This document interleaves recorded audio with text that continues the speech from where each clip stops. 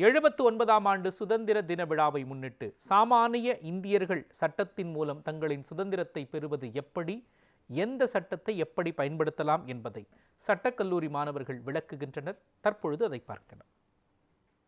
Domestic violence act, இந்த act வந்து எதுக்காக கொண்டு வந்தாங்கன்னா, இந்த பெண்களுக்கு உண்டான fundamental rights under the constitution. So பெண்களுக்கான வந்து சட்ட உரிமைகள் என்னென்ன அப்படின்னு பார்க்கறதுக்காக இந்த ஆக்ட் வந்து 2005 கொண்டு வந்திருக்காங்க.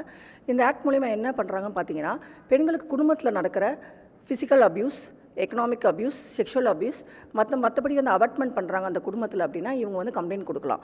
ஸோ இந்த ஆக்டை பற்றி தெரிஞ்சுக்கிட்டு எதுக்காக கொண்டு வந்தோன்ட்டு இந்த ஆக்டை வந்து என்ன ஆப்ஜெக்ட்னு தெரிஞ்சால் மட்டும் பத்தாது, ப்ரொசீஜராக எங்கே போய் ஃபாலோ பண்ணணும்னு பார்த்தீங்கன்னா, டிஸ்ட்ரிக்டில் எந்த டிஸ்ட்ரிக்டில் வந்து பார்க்கணும், எல்லாம் எவ்ரி டிஸ்ட்ரிக்டில் பார்த்தீங்கன்னா சோஷியல் ப்ரொடெக்ஷன் ஆஃபீஸர் இருப்பாங்க. அந்த சோஷியல் ப்ரொடெக்ஷன் ஆஃபீஸர் அவங்கள வந்து வெல்ஃபேர் ஆஃபீஸர்னு சொல்லுவாங்க. ஸோ அவங்கக்கிட்ட போய் வந்து கம்ப்ளைண்ட் கொடுக்கலாம். பெரும்பாலும் பார்த்தீங்கன்னா அந்த சோஷியல் ப்ரொடெக்ஷன் ஆஃபீஸர் வந்து விமனாக தான் இருப்பாங்க.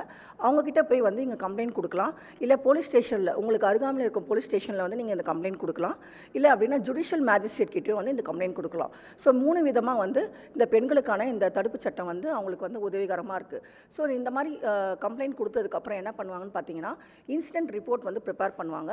இந்த இன்சிடென்ட் ரிப்போர்ட் ப்ரிப்பேர் பண்ணதுக்கப்புறம் இது வந்து ஜுடிஷியல் மேஜிஸ்ட்ரேட்டுக்கு வந்து இந்த டொமஸ்டிக் ப்ரொடெக்ஷன் ஆஃபீஸரே வந்து ஃபார்வர்ட் பண்ணிடுவாங்க. ஸோ அவங்களுக்கு உண்டான ரெசிடென்ஷியல் ஆர்டர்ஸ், கஸ்டடி ஆர்டர்ஸ், இப்போ குழந்தைய கஸ்டடியில் எடுக்கணும், இல்லை என்னோட ஸ்ரீதனா ப்ராப்பர்ட்டி அவங்க தரமாட்டுறாங்க, இல்லை எனக்கு ரெசிடென்ஸே இல்லை, எனக்கு ஷேர்டு ரெசிடென்ஸ் தான் வேணும், அந்த ஷேர்ட் ரெசிடென்ஸ் ஹோல்டு கேட்குறது, இல்லை மானிட்டரி ரிலீஃப் கேட்குறது எல்லாமே வந்து பார்த்திங்கன்னா இந்த ஆக்ட் மூலிமா வந்து ரிலீஃபாக கேட்கலாம்.